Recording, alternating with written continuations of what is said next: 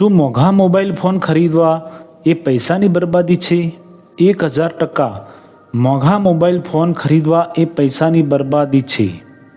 આજે 50%થી વધારે લોકો બીજાનો ફોન હોય તો આંખો આંજી દેતી એડ હોય ને ફોન ખરીદે છે, પછી ભલે EMIથી ફોન ખરીદવો હોય।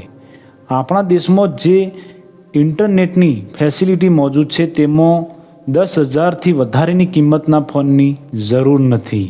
બિઝનેસથી લઈને બધી જ વસ્તુ તમે આ 10,000ના ફોનમાં કરી શકો છો, પણ ના, રોજ નવી આવતી જાહેરાત અને નવા મોડલ અને યંગ લોકોમાં ખર્ચ કરવાની ટેવ પાડી દીધી છે, અને એના લીધે આજે કેટલા બધા પ્રોબ્લેમ ઊભા થયા છે।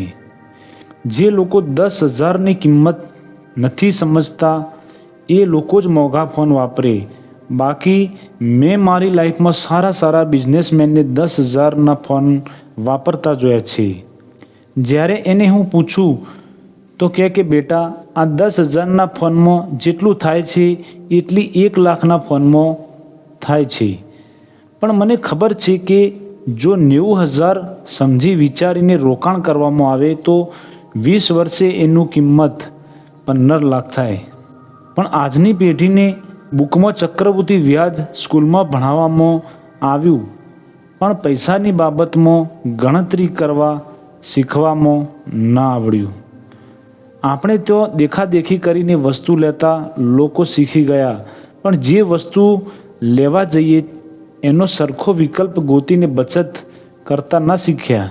આપણે ત્યાં એપલના ફોનનો લોગો બતાવવાની ફેશન છે, પણ એ જ એપલ કંપનીના માલિકના છોકરાને ફોન 18 વર્ષે મળેલો એ બહુ ઓછા જાણે છે।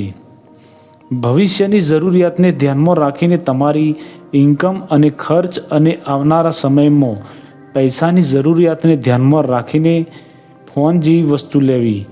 કોઈ પણને હોય ને એન્ડ EMI પર ફોન ખરીદતા લોકોએ અવશ્ય ચેતવાની જરૂર છે કે 10-20 હજાર જેવી કિંમતમાં પણ જો લોન લેવી પડે તો આગળનું ભવિષ્ય શું હશે?